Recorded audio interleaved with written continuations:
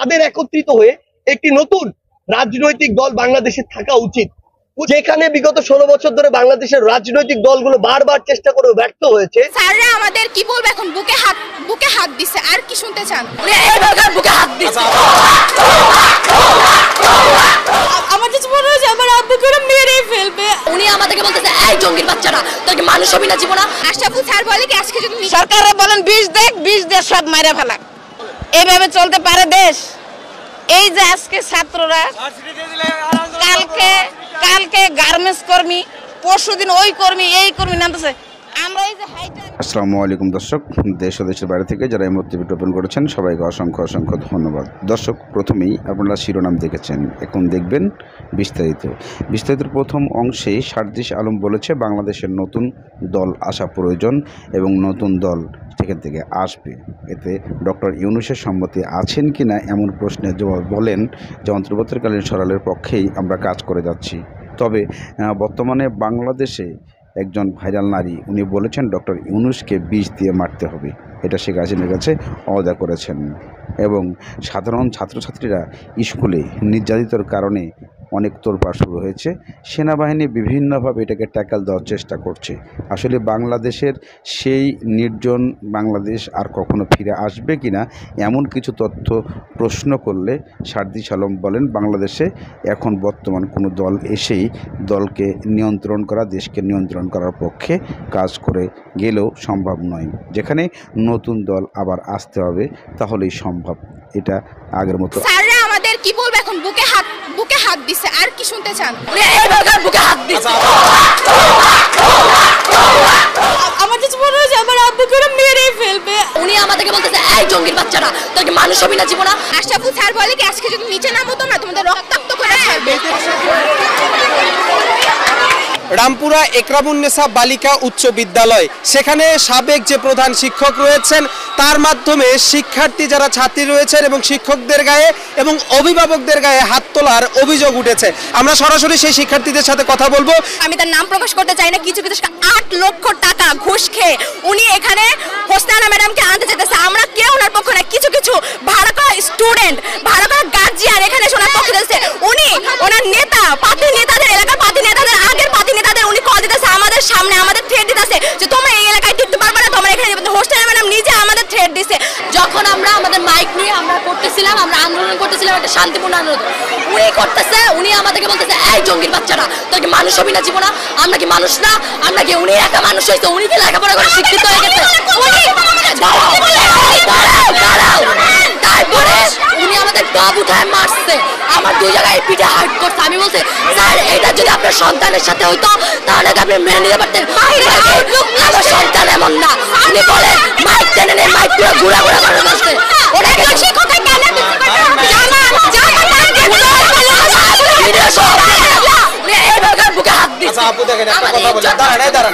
আজকে আমাদের head madam যাকে আমরা বের করে দিয়েছি অনেকদিন আগে, তিনি আজকে তার ভাড়া করা চামচা এবং যারা আমাদের শিক্ষক তারা এসে আমাদের মতন শিক্ষার্থীদের গায়ে হাত তুলেছে, মারছে, তুই ত্যাগারি করতেছে, সবাইকে যেভাবে পাচ্ছে মারতেছে।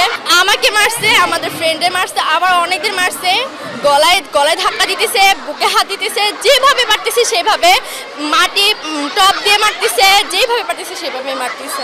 আমাদেরকে অকথ্য ভাষায় গালাগালি করছে, আমাদের ব্যাট টাচ করছে, আমাদের জামা কাপড় ছেড়ে বসে, আমাদের নাকে মুখে ঘষে দিচ্ছে, আমার মাথায় বাড়ি দিচ্ছে একটা 8 স্টুডেন্ট, ওনার ভাড়া করা, আমাদের নাক মুখে খামচি মারছে, আমাদের ঘুষে মারছে, মেয়ে মারছে, ওনার ভাড়া করা স্টুডেন্ট, ওনার ভাড়া করা গার্জিয়ান। গত 14 আগস্ট আমরা আমাদের সাবেক প্রধান শিক্ষক হোসনারা ওনাকে আমরা পদত্যাগ করেছি। পদত্যাগ পত্রটা তার গ্র্যান্টেড ছিল, অ্যাকসেপ্টেড ছিল, কিন্তু উনি আবার আসছে স্কুলে মানে ওনার চেয়ারে বসার জন্য। আজ হঠাৎ সকালে শুনে যে আমাদের প্রাক্তন হেড ম্যাডাম সে আসতেছে। ওকে ঠিক আছে, আমরা চাই না, আমরা আগে বলছিলাম তার পদত্যাগ করেছি, তারপরে সে আসতেছে। ওকে, আমরা কেউ চাচ্ছিলাম না যে সে আসুক, তারপরও আমাদের এখানে কয়েকজন শিক্ষক আছে যারা চাচ্ছিল যে সে আসুক, তাকে সেভ করে নিয়েছে, আমাদেরকে আঘাত করে, আমাদের উপর নির্যাতন করে হেড ম্যাডামকে। নির্যাতনটা কেমন হয়েছে সেটার একটু বিবরণ বলেন তো। যেমন আমাদের ব্যাট টাচ করেছে, টিচার মানুষ, আমাদের শিক্ষক আমাদের ব্যাট টাচ করেছে, যেভাবে পাচ্ছে নাকে মুখে ঘুষে দিচ্ছে, মানে লাঠি দিচ্ছে, ওদের আমরা কোনো টাচই করি নাই। ওরা আমাদের চুল মুল ধরে, আমার কয়েকটা ফ্রেন্ডকে মানে চুল ধইরা, আইডি কার্ড কিচ্ছু নাই, ওন্না কিচ্ছু নাই। স্যাররা আমাদের কি বলবো এখন, বুকে হাত দিছে। আর কি শুনতে চান? পালোয়ান sir, Ashraful sir, Abul sir, এদের ল্যাঙ্গুয়েজ এত খারাপ। স্যার আমি প্রকাশ্যে বলতাছি, স্যার আমাদের বলে বুঝেন। তারপরে আবু স্যার আমাদের বলে কি হেডাম তোমাদের বের করে দিব। আশরাফুল স্যার বলে কি আজকে যদি নিচে নামতো না তোমাদের রক্তাক্ত করে ছাড়বে। এই বিভিন্ন বাহিরের লোকজন আর্থিকভাবে ম্যানেজ করে তারা আমাদের ছাত্রীদের উপর হামলা করেছে, তারা জোর করে স্কুল দখল করতে চায়। আমাদের বক্তব্য হলো, সে যদি দুর্নীতি না করে, সে যদি অনিয়ম না করে, সে আমাদের মন্ত্রণালয় আছে, মাউসি আছে, তাদের অথরিটি আছে, সে অথরিটি বরাবর আবেদন করেছে, রিজাইন দিয়েছে। সে ওই অথরিটি বা মন্ত্রণালয়ের পারমিশন নিয়ে আমাদের স্কুলে আসুক, আমরা সানন্দে তাকে গ্রহণ করব। আমাদেরকে ম্যাডাম যাওয়ার পর থেকে হ্যারাস্ট করা হইতেছে। আজকে আমাদের ক্লাসে যে 45 মিনিট ম্যাডামের নামে এটা সেটা বলানো হয়েছে। ম্যাডাম খারাপ, ওনার নামে বিভিন্ন কথা বলা হয়েছে। আমাদেরকে একদিন পার্সোনালি ডেকে একটা মেয়েকে পায়ে ধরাইছে, পায়ে ধরে ভিডিও করছে। এটা তো মামলার লেভেলে চলে গেছে।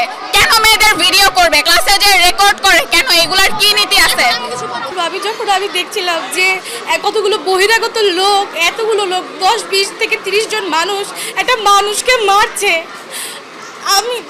আমার কাছে মনে হচ্ছে আমার আব্বুকে ওরা মেরে ফেলবে।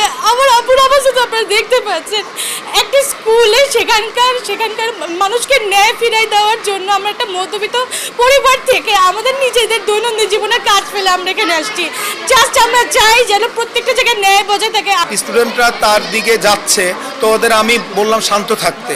এর ভিতরে পিছন থেকে একটা গ্রুপ এসে 20 থেকে 25 জনের মতো, তারা আমাকে উল্টা পাল্টা যেভাবে পারছে পিটাইছে, এমনকি তারপরে আমাকে পিছনে ঠেলা এসে নিচে ফেলাইছে।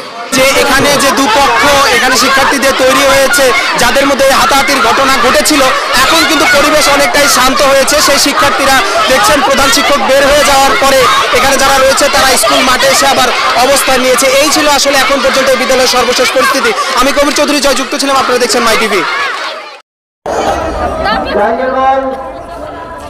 দুজন ভলেন্টিয়ার নিয়ে আর দুজন মেয়ে নিয়ে অনেক ঢাকা মেডিকেল নিয়ে যান, এখন ইমার্জেন্সিতে নিয়ে যান। ভাই বি ছাড়েন ভাই, ওই যে ছবি পরে উঠাই, ছবি পরে উঠাই, ছবি পরে উঠাই এবার উঠিয়ে নেই। এদিকে স্কুলের ছাত্রছাত্রীরা সবাই যখন আন্দোলন নামে শিক্ষকের বিরুদ্ধে, সেখানে সেনাবাহিনী যে পরিকল্পিতভাবে যে জিনিসটি পালন করার চেষ্টা করে এটাকে সমাধান করার, কিন্তু সমাধান করার প্রশ্ন তুলে ধরলেই অন্তর্বর্তীকালীন ডক্টর ইউনূস এর দেশ পরিচালনার কারণে ব্যর্থ হিসাবে ঘোষণা করার প্রচেষ্টা করেন সাধারণ জনগণ। এবং ছাত্রীরা বলেন, যেখানে একজন শিক্ষক তার বাবা সমতুল্য, কিন্তু সেই বাবাই যদি মেয়েদের গায়ে হাত দেয় কুনজরে, তাহলে এরা কেমন শিক্ষক? এমন কিছু প্রশ্নের জবাবে সাধারণ জনগণের এক নারী উঠে কথা বলেন যে বাংলাদেশের অন্তর্বর্তীকালীন সরকার ডক্টর ইউনূস বর্তমানে সে যে দেশ পরিচালনা করছে সে ব্যর্থ, সে কোনোই কিছু দেশের করতে পারছে না, তাকে বিষ খেয়ে মেরে ফেলা, এমন সত্যতা প্রকাশে আনে। সেখানে নাইমেলি ভাই এটাকে নিয়ে কথা বলেন। চলুন আমরা সেই স্কুলে একটি মেয়ে হেনস্থা হওয়ার কিছু চিত্র দেখি।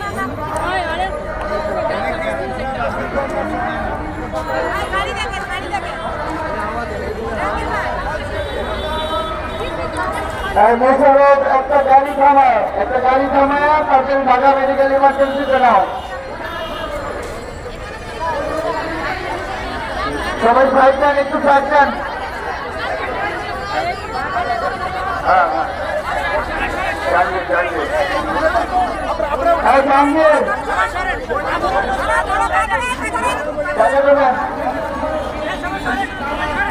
তাদের একত্রিত হয়ে একটি নতুন রাজনৈতিক দল বাংলাদেশে থাকা উচিত, যেখানে বিগত 16 বছর ধরে বাংলাদেশের রাজনৈতিক দলগুলো বারবার চেষ্টা করে ব্যর্থ হয়েছে। সেখানে যেই তরুণ প্রজন্ম ওই খুনি হাসিনার পতন ঘটিয়েছে, তারা রাজনৈতিক দল গঠন করবে কিনা এটা বাংলাদেশের মানুষ নির্ধারণ করবে। কিন্তু আমরা আমাদের জায়গা থেকে বিশ্বাস করি যে তাদের একত্রিত হয়ে একটি নতুন রাজনৈতিক দল বাংলাদেশে থাকা উচিত। কি কারণে? কারণ বাংলাদেশে আসলে এই মুহূর্তে ওই যে অনেক জুজুর ভয় দেখে অনেকে বলছে -1 -2 ফর্মুলা। আমরা বিশ্বাস করি বর্তমান বাংলাদেশের ডিমান্ড হচ্ছে -2 না বরং +2 ফর্মুলা। যখন বাংলাদেশের প্রধান রাজনৈতিক দল দুইটার জায়গায় 4টা হবে, তখন রাজনৈতিক দলগুলোর মধ্যে মানুষের জন্য কাজ করার যে প্রতিযোগিতা সেটি বৃদ্ধি পাবে এবং এক দল আরেক দলকে প্রতিপক্ষ মনে করা, নিজেদের মধ্যে নেগোসিয়েশন করা কিংবা ডিল করে একবার এই ক্ষমতা আসবে একবার এই ক্ষমতা আসবে, এই চর্চা থেকে বের হয়ে আসার জন্য আমাদের বাংলাদেশের নতুন এবং গুরুত্বপূর্ণ আরো রাজনৈতিক দল দরকার। সেক্ষেত্রে বাংলাদেশের মানুষ যদি এই সমর্থনটি তাদের জায়গা থেকে জানায় যে ছাত্র জনতা ঐক্যবদ্ধভাবে একটি রাজনৈতিক দল গঠন করবে, তাহলে অবশ্যই বাংলাদেশে আবার নতুন কোন রাজনৈতিক দল হয়তো খুব দ্রুতই দেখা যাবে। সরকারে বলেন 20 দেশ সব মাইরা ফেলা, এইভাবে চলতে পারে দেশ? এই যে আজকে ছাত্ররা, কালকে গার্মেন্টস কর্মী, পরশুদিন ওই কর্মী এই কর্মী নামতেছে, আমরা এই যে হাইটে আমি টঙ্গি যাব। সরকারকে বলেন 20 দিয়া আমাদেরকে মেরে ফেলে দিক, মানে ডক্টর মোহাম্মদ ইউনূসকে বলা হচ্ছে 20 দিয়ে আমাদেরকে মাইরা ফেলান। মাত্র 100 দিনের মাথায় কেন বর্তমান সরকারের প্রতি আম জনতার একজন মায়ের বা একজন বোনের এই আহ্বান? এই আহ্বানের একটা প্রধান কারণ হচ্ছে গেল 100 দিন যাবৎ বাংলাদেশ একটা রাষ্ট্র পরিণত হয়েছে যেখানে কি বলা হয় যে যার যখন খুশি সে আন্দোলন করবে। আন্দোলন গণতান্ত্রিক অধিকার, কিন্তু আন্দোলনের যে জায়গা সেটা কোথায়? রাজপথ। তো রাজপথ যদি আন্দোলনের জায়গা হয়, মন চাইল 200-500 স্টুডেন্ট, সাধারণ মানুষ, বিভিন্ন সংগঠন মূল রাস্তা বন্ধ করে দিবে, তারা মানে যে কোনো প্রতিষ্ঠানে গিয়ে অভিযান চালাবে, সচিবালয়ে ঢুকে যাবে, মন চাইছে একজন শিক্ষককে ঘাড় ধরে বের করে দিবে। এই যে বিষয়গুলোতে মানুষ প্রচণ্ড বিরক্ত, মানে কোন লেভেলে বিরক্ত, এই যে মহিলাটা তিনি বললেন সরকারকে 20 দিয়া মাইরা ফেলতে বলেন, এটা বক্তব্যটা লম্বা ছিল, এখানে আরও অনেকগুলো জিনিস কানেক্টেড আছে। দেখেন, এটা একটা টেলিভিশন চ্যানেলের সাক্ষাৎকারের অংশবিশেষ RDBতে। তিতুমির কলেজের স্টুডেন্টসরা গতকালকে যে প্রটেস্ট করেছে যে তারা স্বায়ত্তশাসিত একটা বিশ্ববিদ্যালয় হিসাবে নিজেদেরকে দেখতে চান, বিভিন্ন ধরনের বৈষম্যের শিকার হচ্ছেন, তারা স্লোগান দিচ্ছিলেন 1 2 3 4 সব শালারা বাটপার। এখানে বাটপার বলতে বেসিক্যালি সমন্বয়কদেরকে এবং কি উপদেষ্টা পরিষদে যারা আছেন আসিফ থেকে নাহিদ থেকে তাদেরকেই একাংশে ইশারা ইঙ্গিতে কিন্তু আপনার মন্তব্য করা হচ্ছে। এটা হচ্ছে প্র্যাকটিক্যাল অবস্থান, যদিও মুখে মুখে তারা হয়তো বা ওইভাবে বলে না। আবার অন্তর্বর্তী সরকারকেও মেনশন করা হচ্ছে। আমরা দেখলাম 32-এর যেই সরকারি চাকরির বিজ্ঞাপন নিয়ে প্রজ্ঞাপন জারি করা হয়েছে, সেই প্রজ্ঞাপনের পর 35-এর যারা চাকরি প্রত্যাশী ছিলেন তারা আবার সরকারকে বলছেন আমরাও কিন্তু রাজপথে ছিলাম, প্রয়োজনে মানে তারা আরও কঠোর অভিযানে যাবে। শুধু সমন্বয়কদের কথায় বা ঢাকা বিশ্ববিদ্যালয়ের কথায় এই সরকার চলতে পারে না। এই যে বিষয়গুলো, এখন মানুষ বিরক্ত, রাস্তাঘাটে জ্যাম, মানুষ অসুস্থ, মানুষ অ্যাম্বুলেন্সে বসে আছে, কেউ বা হয়তো একটা খাবারের কাঁচামালের বাজার নিয়ে আসছে, তার মালটা ঢুকতেছে না, রাস্তাতে শিক্ষার্থীরা বসে যাচ্ছে। তো এইটা যদি দেশ হয়, একদিন দুদিন না ভাই, এগুলো কন্টিনিউ হচ্ছে। প্রত্যেকটা শহরে মোটামুটি একই চিত্র। এই যে একটা যে কোনো সিদ্ধান্ত ভালো লাগছে না, এটা হবে সেটা হবে, ঠাস করে ভাই একটা শহরে ব্লক করে দিচ্ছেন। এই বিষয়টাকে সরকার যদি কন্ট্রোল করতে না পারে, আমি বললাম যে ডক্টর মোহাম্মদ ইউনূসের সরকারকে মানুষ যতটা আস্থা, শ্রদ্ধা, ভালোবাসার জায়গায় নিয়ে বসাইছিল, সেই জায়গাটা কিন্তু অনেকাংশে হারাই গেছে। ইভেন এই সমন্বয়করা দেখেন, 7 কলেজ যে আলটিমেটাম দিছে, তিতুমির কলেজ থেকে যে আলটিমেটাম, ঢাকা বিশ্ববিদ্যালয় থেকে যে আবার পাল্টা আলটিমেটাম, সমন্বয়কদের পিছনে আমরা দেখছি নানানভাবে যে ব্যাকআপ টিমটা, এটা জামাতের একটা টিম কাজ করছে, গণ অধিকার পরিষদের একটা টিম কাজ করছে, তারা নিজেরাই এখন বিভক্ত। এই সকল কিছু মিলিয়ে মানুষ এগুলোতে বিরক্ত হচ্ছে। সরকারের উচিত রাজপথ ক্লিয়ার রাখতে হবে। আবার আপনি ফোর্স করেন, পুলিশকে ব্যবহার করে যদি পিটানোর কাজ লাগে পিটাইতে হবে, কিছু করার নাই। কারণ আপনি জনগণকে এভাবে ছাত্রদেরকে এখন তুমি রাজপথ বন্ধ কইরা মানুষের টাকা পয়সা নষ্ট হবে, গাড়ি ঘোড়াতে মানুষের জীবন চলে যাবে, কর্ম ঘন্টা নষ্ট হবে, মানুষ বিপদে পড়বে, গরিব মানুষ খাইতে পারবে না। তোমার বাবার হয়তো পয়সা আছে, তুমি রাজপথে দাঁড়াই রইছ, তোমার আন্দোলনগুলো যৌক্তিক, কিন্তু এগুলোকে কোথায় ব্যালেন্স করতে হবে? এগুলোকে ব্যালেন্স করতে হবে তোমরা তোমাদের ক্যাম্পাসের রাজনীতির জন্য আন্দোলন করো, অথবা নির্ধারিত জায়গা দিতে হবে যেই জায়গাগুলো ছাড়া অন্য কোথাও এই আন্দোলন করার সুযোগ নাই। কেন নাই? কারণ মানুষ বিরক্ত, যার যেটা মন চাইতেছে দাবি নিয়ে রাজপথে নেমে যাচ্ছে। রাজনৈতিক দলগুলো ঢাকা শহরকে কেন্দ্র করে সারা বাংলাদেশ কামানো, যে সংস্কারের মধ্যে একটা প্রধান সংস্কার করা দরকার, যাদের সম্মেলন করার চিন্তা ওই সমুদ্র সৈকতে চলে যাও, অথবা এমন কোনো জায়গা যেগুলোতে মানুষের প্রাত্যহিক জীবনের, ব্যবসা বাণিজ্যের, শ্রমিকের, গরিব মানুষের এখানে ধরেন কোনো ধরনের প্রতিবন্ধকতা সৃষ্টি হবে না। কিন্তু বাংলাদেশে এটা একটা কালচার, যে কোনো কিছুই হলে আমরা রাজপথে নেমে যাচ্ছি, রাজপথ থেকে দাবি দেওয়া আন্দোলন মানে ঘরের মধ্যে ওঠে। এখন প্রতি আন্দোলনে যদি আমরা রাজপথে নেমে যাই, যে কোনটা রাজপথের আন্দোলন, কোনটা সাধারণ আন্দোলন, এগুলো যদি বিচার বিবেচনা না করি, তাহলে তো মানুষ এরকম বিরক্ত হয়ে বলবে যে 20 দিন মরে যায়। কারণ সংসার চালাতে গেলে টাকা লাগে। উপদেষ্টারা ভালো ভালো খাচ্ছেন, তাদের লাইফস্টাইল পরিবর্তন হয়ে গেছে। চপ্পল পরা উপদেষ্টারা এখন ধরেন নাইকি এডিডাস পরছেন। আবার যে সকল মুরব্বী উপদেষ্টারা আছেন, 3 দিন আগে তারা ধরেন ঠিকমতো পেনশনের টাকা দিয়ে সংসার চালাইতে হইতো, এখন আবার রাজকীয় লাইফ আসছে। তারা পাবলিকের এই পালসগুলো কিন্তু অনেকাংশে বুঝছেন না। তা আমার মনে হয় যে আন্দোলন সবার কাছে যৌক্তিক। প্রত্যেকে যে যেটা করতেছে, গণতান্ত্রিক দেশ, যার যার অধিকার আছে, এই অধিকারের জন্য জুলাই